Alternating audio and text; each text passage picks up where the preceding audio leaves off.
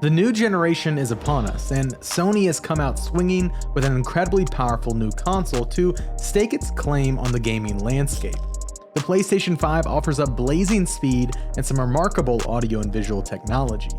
The new console also brings the most exciting innovation in controllers in many years with the excellent DualSense.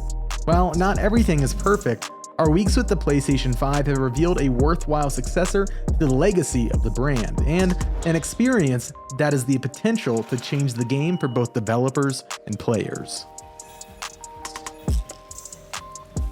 Most mainstream entertainment tech opts for a low-profile presentation with subdued lines and shapes that are meant to blend into the background. That's even been true for the early iterations of the PlayStation consoles. The PS5 breaks that mold with sleek, curved forms and overpowering presence, less a tech box and more a billionaire's yacht. The PlayStation 5 is a beast in size, the largest home console ever at over 15 inches in height, more than 10 inches in depth, and 4 inches wide with the standard edition. The digital edition drops some mass and width without the disk drive. Rather than attempt to diminish the bulk, the designers have added curves and extended wings on both sides that lend yet more flair and size.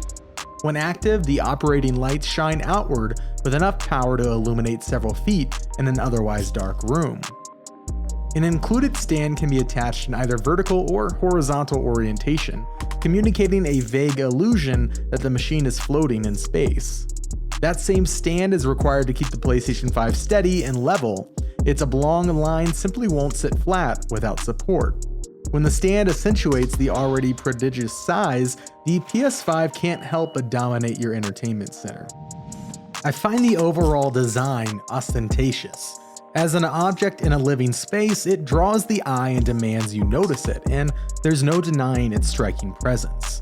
For many, that stylized and aggressive form may be a plus, recalling recent years of ever more colorful and light-up PC gaming rigs. For my own tastes, the shape of the box defies the understated qualities I've often liked in Sony consoles. At the same time, I'm happy that the PS5 won't be drawing attention for the sounds it produces. Sony's new flagship runs games whisper quiet and remains near silent even when playing a UHD Blu-ray in the disc drive. The PS5 offers a generous set of up-to-date ports, including a front-side USB Type-A and Type-C port and 2 super-speed USB Type-A ports on the rear, ideal for data transfer. That's in addition to the HDMI out, capable of supporting up to 8K and variable refresh rate TVs, if you happen to be that far ahead in the monitor quality rat race. The expected Ethernet socket is present, and the PS5 supports Bluetooth 5.1 and Wi-Fi capability. The AC-in is notable only in that the PS5 features no external brick, simply a standard power cord. From the outside, the PlayStation 5 is big, attractive, and showy. If it had legs, it would swagger, but it's possible the bluster is warranted, once you power up and see what this monster is capable of doing. Any new console needs to be powerful at launch, as it will have to keep up with the ever-growing demands that are put on it over its lifetime. While it's impossible to predict the computing challenges the PlayStation 5 will face in 5 or even 10 years, the initial release is a remarkably sophisticated and impressive console. The PS5 is so fast that it has the potential to change the way game designers put together their games.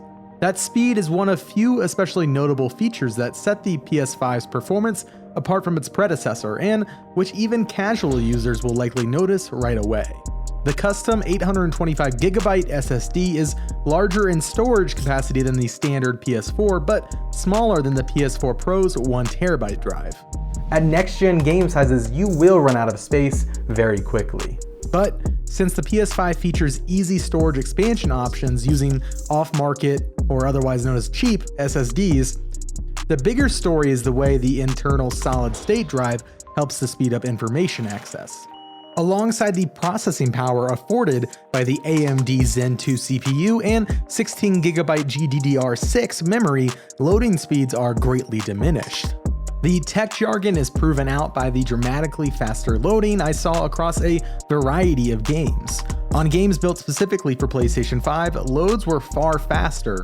In the new Marvel Spider-Man Miles Morales, fast travel on the PS5 was near instantaneous, and while the speed improvement was less dramatic on backward-compatible PS4 games, I still found significant improvements in games like Ghost of Tsushima and Days Gone, sometimes halving waits.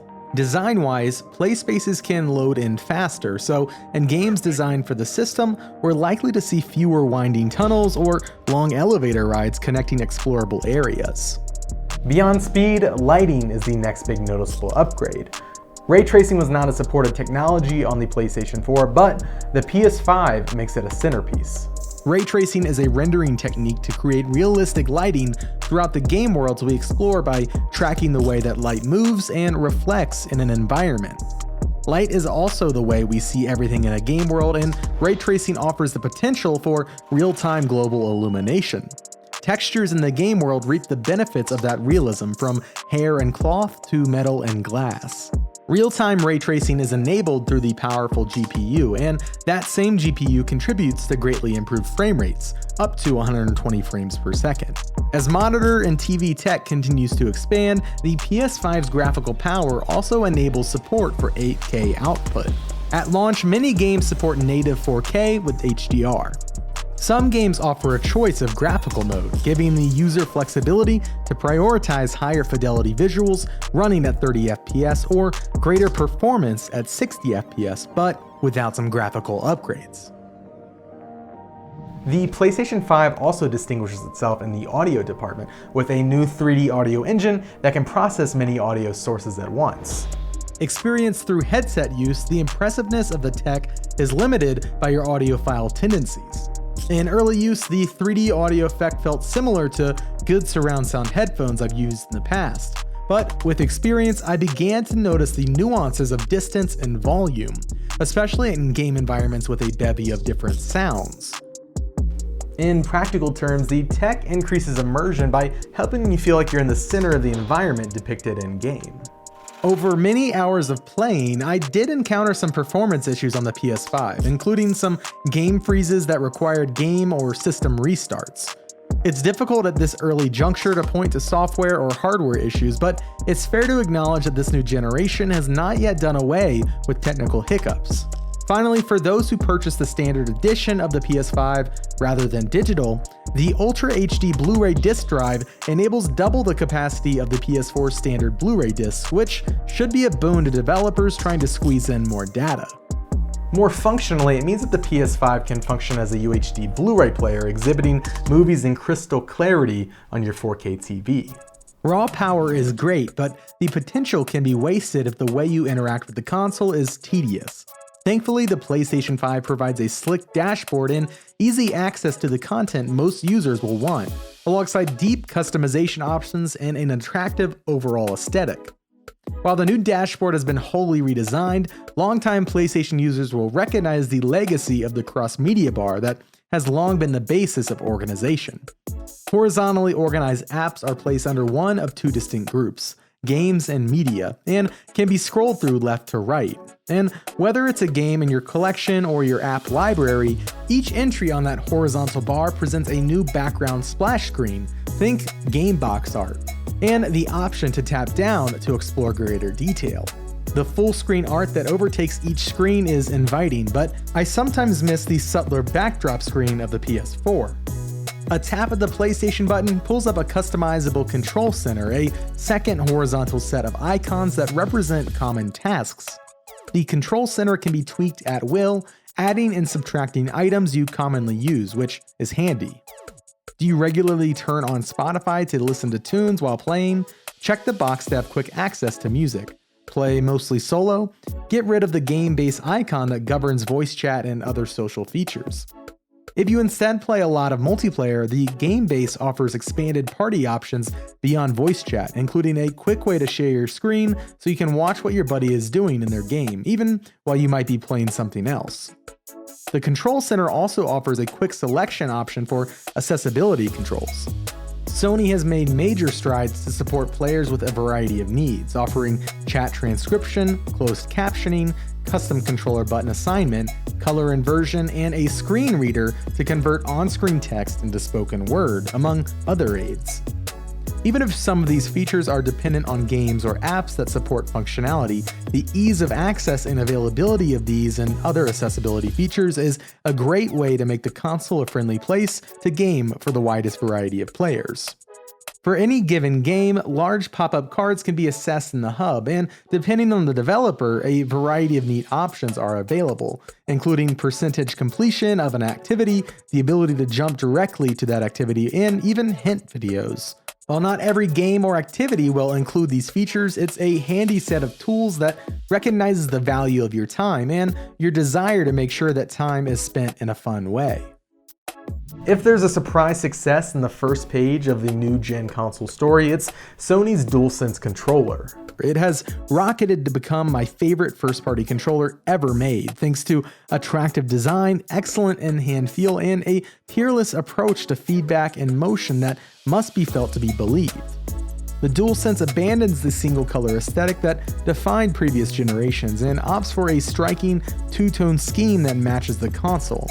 Slightly larger and heavier than the PS4's DualShock 4, the new DualSense feels more solid in hand than its predecessor, with a gently curved shape that comfortably fits in adult hands. The real revelation is the novelty of the haptic feedback and adaptive triggers. Dual interior actuators create evocative effects, from the feeling of tiny creatures moving back and forth inside to a more nuanced sensation of movement and footfalls that older Rumble tech could not replicate.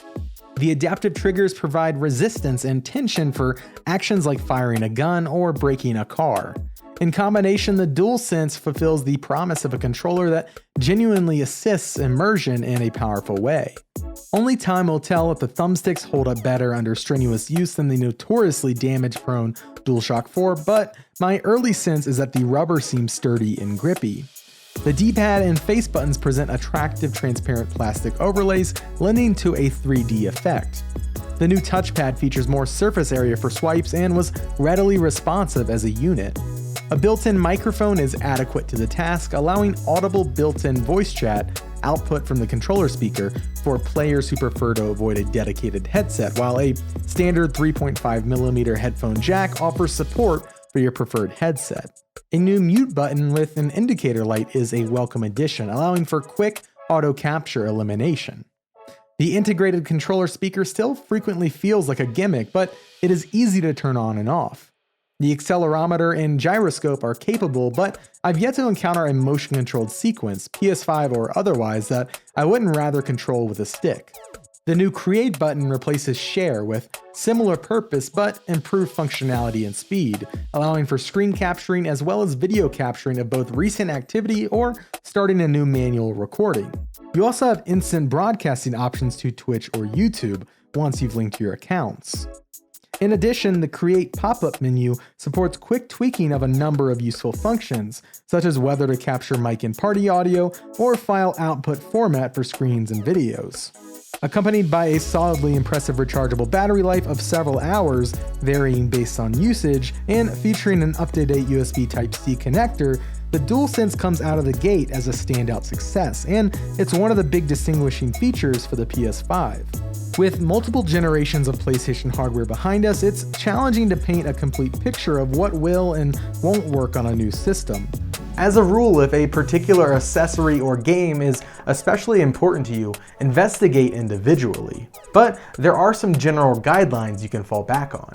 In terms of software, the vast majority of PS4 titles should work at launch according to Sony. Some games like Ghost of Tsushima even feature boosted performance.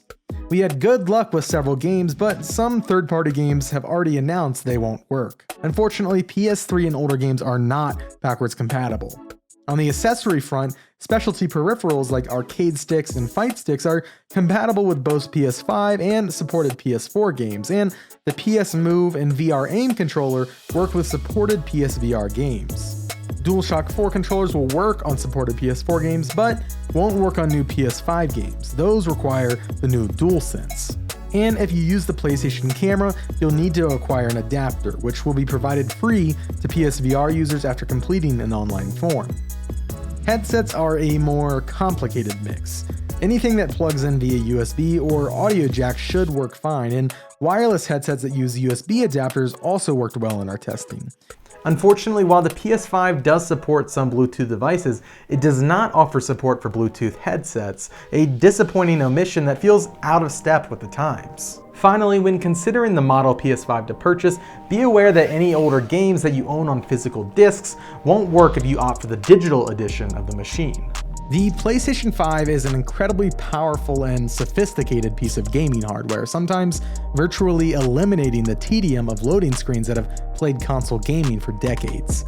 Games look amazing thanks to new lighting techniques, especially on 4K displays, and a proprietary sound engine ensures an equally arresting aural experience.